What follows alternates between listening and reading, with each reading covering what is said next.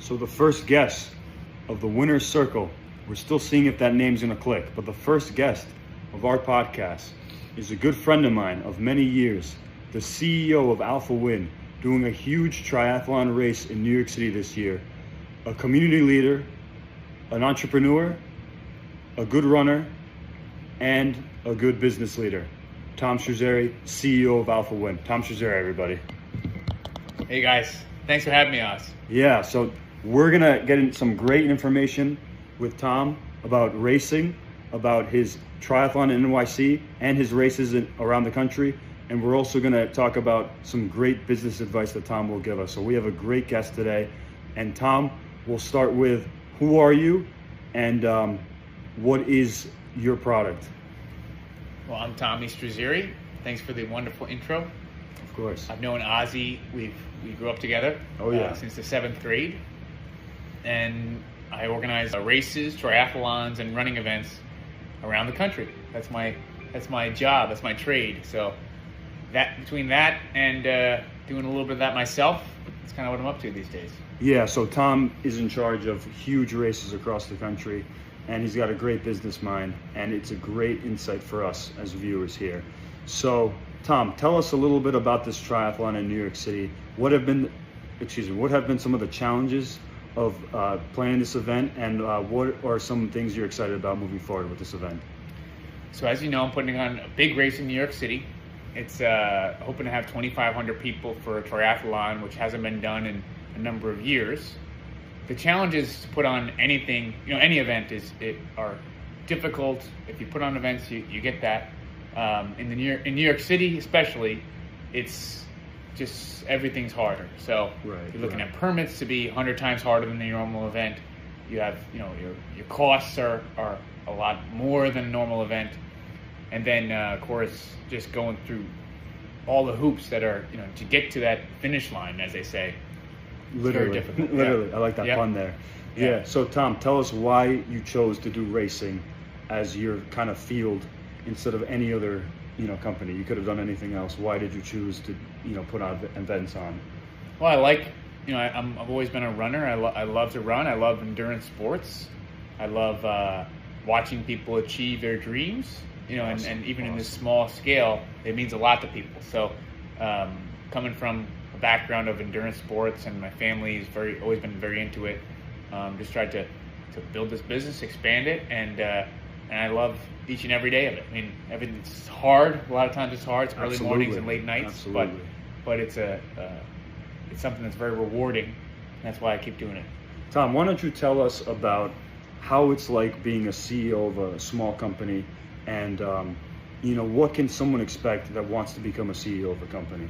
Like, what is it's something that people kind of think it's all sunshine and rainbows, but sometimes it can be a lot more difficult. Can you talk about some of those difficulties?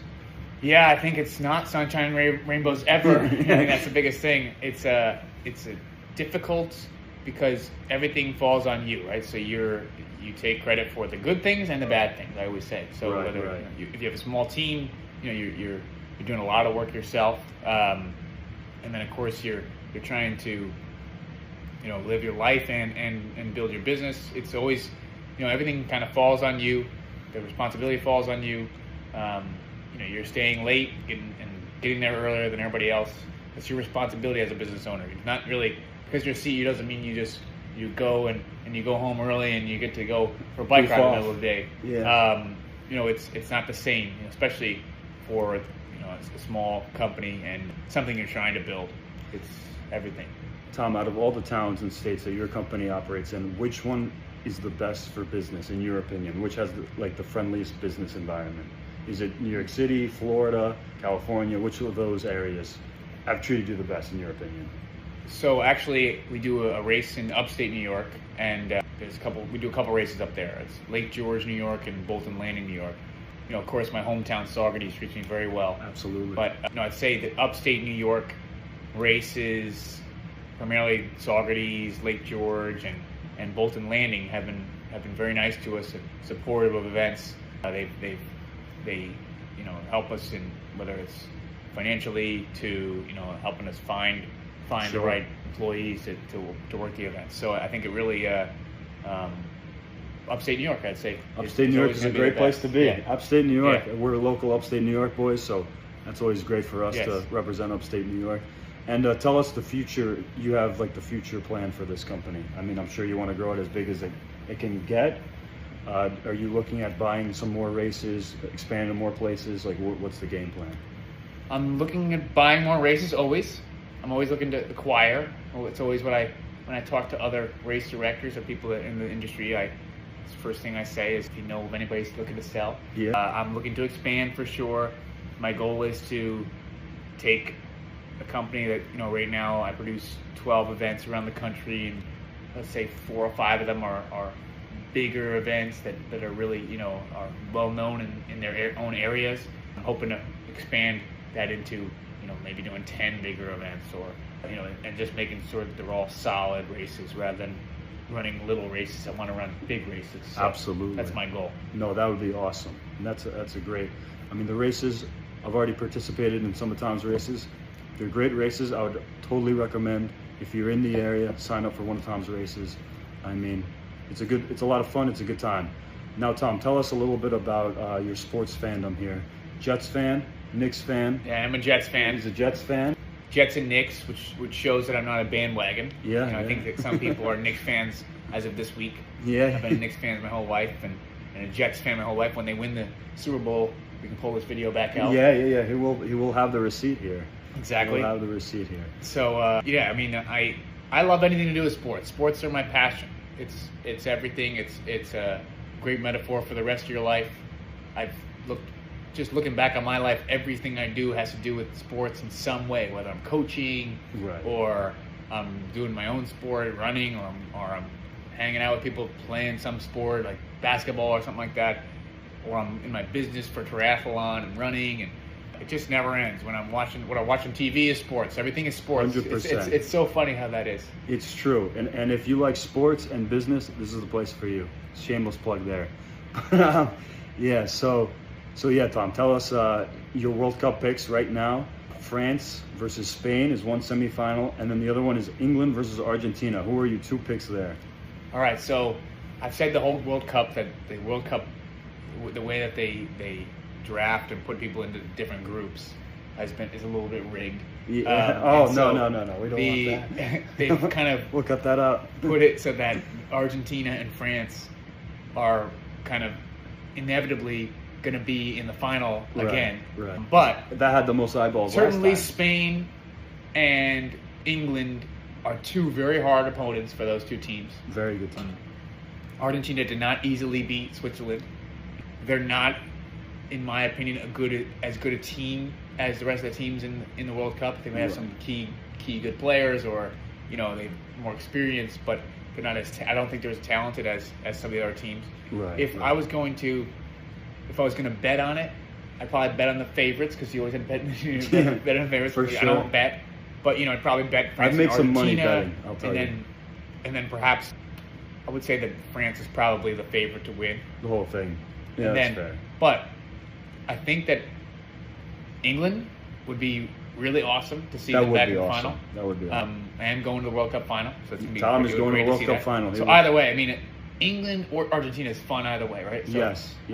I think I'd rather have England or Argentina win. I'd prefer those 2. They have to win. They have to. Oh, you mean? Yeah, in the final? I'd rather have one of those 2 win than Spain or France. The way it is right now, I'll rank who I want to win from most to least. It's Argentina, because they're a Latin American team. England, Spain, France. What about you, Tom?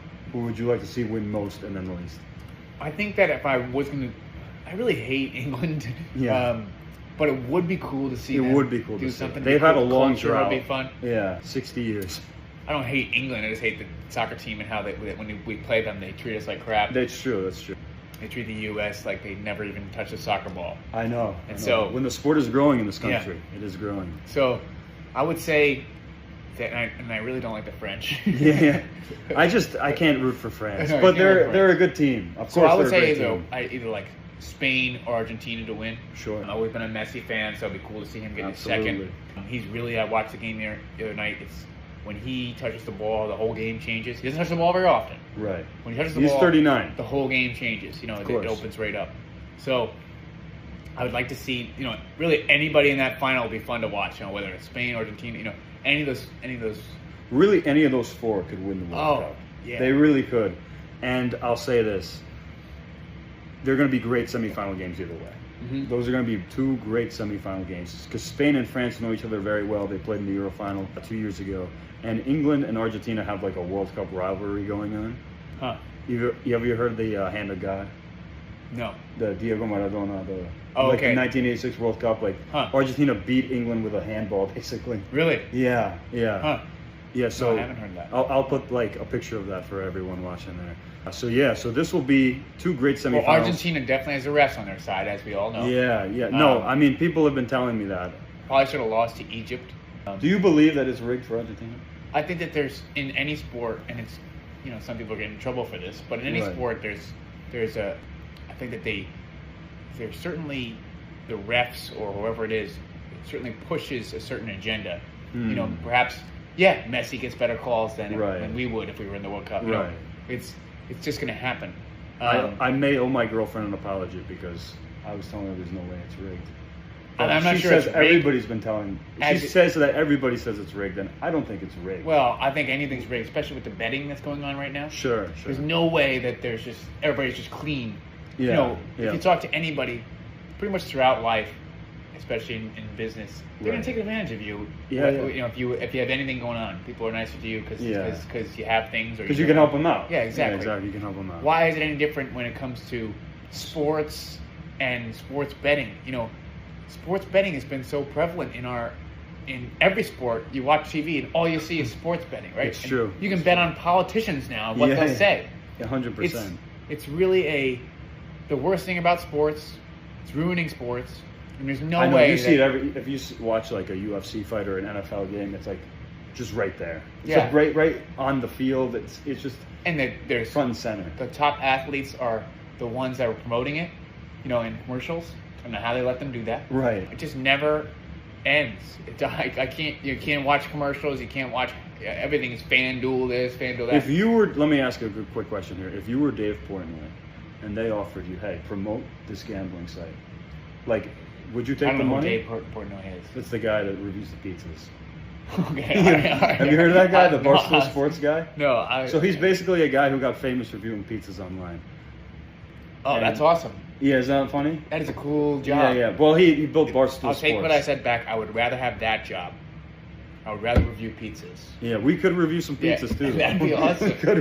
We could do like wings or something. Yeah, we could do like a different food. That'd be cool. Yeah, so basically all he does now is promote gambling sites. So it's a little shameless. Well, everybody's doing it, and it's even the most classy of athletes, mostly like personalities. It's just that's how it goes. Because they're all getting paid on it. So you're saying that the referee is not a part of that? It's tough. It's hard tough. to argue that it's not. It is tough. But as a Messi fan, I don't want to acknowledge that. I want to think that he's winning because he's the greatest of all time. He certainly creates because it discredits him if you acknowledge that it's rigged a little bit. In my opinion, it certainly does. You really. So let me get into this, and I'm a Messi fan as well. Yeah. But do you think that the 8 Ballon d'Ors? Ballon d'Or is subjective. It's like subjective. It's like award. the NBA MVP award. No, it's not. The NBA MVP award is a little bit subjective, but you still have to play really, really well. Right. And you have to get really good stats and all this stuff. In the Ballon d'Or race, it's basically just if Messi wins something, he wins it every time. Yeah, it's true. The other guys play better than him. Well, it's really weighted on if you win like the Champions League or the World Cup, like the big championship that year. Like if you win that and you have some, and you're the best player on the team. Right, you're gonna get it. Yeah. So are you saying that the NBA MVP, how do they measure that? Like isn't that voted on? It's also voted on, right? Like the Ballon d'Or. I think it might be just voted on generally, but I thought it was that they bring it down to a top 3 and then they vote on the top 3. But I could be wrong. I think maybe it's like just that you can vote for anybody. Right. But it's basically just a panel of, I think it's like 10 people or like a bunch of people, and they rank 1 through 10, and you get a certain amount of points for each spot. Is the NFL like pretty similar to? Ooh, I don't know the NFL's. You know what the thing with the NFL is? Everyone always complains about the Super Bowls, the quarterbacks getting it. But the quarterbacks are the head of the team. Well, So that's why they have Offensive Player of the Year. They added that. Because they want the wide mostly receiver. It's not a quarterback that wins it. Right. Quarterback could win Offensive Player of the Year, but you have to excel in your category. Quarterback is always going to be the most valuable player on the field, right? No doubt about it. You know, you could argue like an edge rusher, or you could argue maybe a receiver, or maybe like a cornerback or something like that. But you know, or even a lineman. You know, even like your offensive tackle or something like that. Sure. But you know, MVP is always going to be the quarterback. It's like 30% of your offense. I mean, it's just they take 100%. a lot more. That's why they get all the credit. Yeah. Yeah. It's more than just a point guard of a basketball team. Right. You know, it's a lot. They get all the credit, and then when the team loses, they get all the exactly like running their own business. Exactly. Yeah. 100%. Yeah. That's why Josh Allen, Buffalo Bills example, Josh Allen gets completely shit on every. Josh Allen is the best player in the league, hands down. I don't think so. I'm not. I hate the Bills. I know, but he chokes. But I'm not a Bills guy. He chokes. He chokes. He doesn't choke. When does he That's choke? a hot take. Me saying that. Well, that's you can actually give a a hot specific take. example of when he's ever choked. Well, he choked this year against the. They score 45 points, and every time they lose. But you can only run one side of the game. I don't know. I feel like he would have won the game last year if he didn't. The ref didn't call a pass that was, I don't even remember. It was like an incomplete pass as a complete pass or something like that. So tell me why. Lost to Denver. He lost to Denver. Yeah. He lost. Patrick Mahomes always beats this guy, right? After a certain point, I know he's not playing defense, but after a certain point, the reason Patrick Mahomes is beating him is because he has that clutch factor that Josh Allen does not have. Ooh, I don't know. You look at Josh Allen. I would love to break down the last few years when he's lost in the playoffs and see how many points they've actually scored on offense. Okay. I mean, Patrick Mahomes, they might be like 45 to 35. Sure. Some of it has to come from the rest of your team. I think that Patrick Mahomes is a great player. He's a great player, best of this generation. I think he's not that. No, you I think he's so? very overrated as well. You think so? I mean, he's got the Super Bowl rings. I mean, the whole thing about Mahomes and all this. He's no Tom Brady, of course not. I'm not a fan of Tom Brady or Mahomes, but Tom Brady's the GOAT. Tom Brady is as a Jets fan, cannot even, we don't even mention his name. But that's funny. I'd have to say that, I mean, Patrick Mahomes is definitely, he's not the athlete Josh Allen is. He can't run through guys like Josh Allen can. No, he's not. Josh Allen's a 6'5". Yeah, he's crazy. I think Josh Allen's still the best player in the league. You put Josh Allen on the Kansas City the years that Chiefs, they won. You think so? They win. Yeah. Now, you think he'd ever leave Buffalo to try to win a championship? I think it's going to be a number of years. He's got a big contract right now, I think. True. Those guys, I mean, there's only so many quarterbacks, so you pay any quarterback you can possibly get, right? True. And so that's a good point. They're not going to let him go. But yeah. Let me say, LeBron James is leaving the Lakers. Yeah. Where's he going? Again, if I was going to bet, it'd probably be to Cleveland. They say the Warriors and maybe Miami or other options. He's not Philly, going to New York. I hear. Philly. Could maybe go to Philly. It's a big market for him. He's not going to New York. I'm ruling that out. He said, his agent or something said, if the Knicks did not win the championship, LeBron James would have been a Knick right now. Yeah, I heard that. That was BS. I mean, you think so? He didn't come the last time, by the way. Yeah, that's right. Or the time before that. Right. So it's like it's always the Knicks' fault that we don't get it. It's like screw him. Yeah.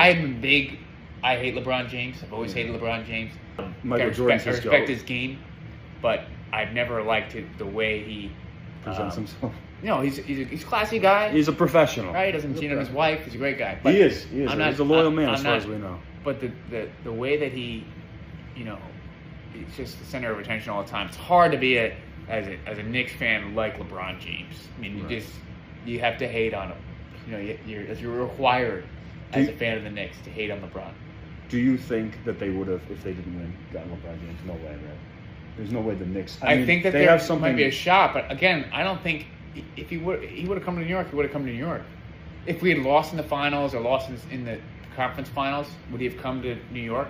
I think potentially, yeah, because then you can get New York their first championship. He's not coming now. No, he's not coming now. He's not coming now. You can't ruin what you have right now, too. You already have like a good core. He elevates any team he's on for sure. Sure. You got to respect that, but just him playing for the Lakers and winning the first round basically by himself. Right. Him and Luke Kennard was very impressive. No, it's true. But I do think that it would mess with the core that the Knicks have created. Did you see the Celtics? Jaylen Brown is on 76ers now. That's crazy. You really don't have any loyalty in these NBA teams. Well, I'm not sure. Because they were going to get get rid of him for Giannis. Also, they were going to send him to the Bucks, and then that didn't go through because obviously they chose the Heat. So now they send him to the 76ers. Yeah, it was interesting. It played out interestingly. So I think that Jaylen Brown was a problem. First of all, this is a top 5 player in the league right now. True. He's a great player both ways, defensively, offensively. Finals MVP. He never misses a game. He's a real player. Right. He took them to 52 wins without their best player. Their True, second without best player. Tatum, yeah. I mean, it's very impressive. And they lost a lot of their players. They were basically rebuilding last year, and he took them to over 50 wins. It's impressive. It really So is. that's a player that is worth a lot. He's got a big contract, but they traded him for a bag of chips. I mean, they traded him for like a washing machine. It's disrespectful. Yeah. It is kind of disrespectful.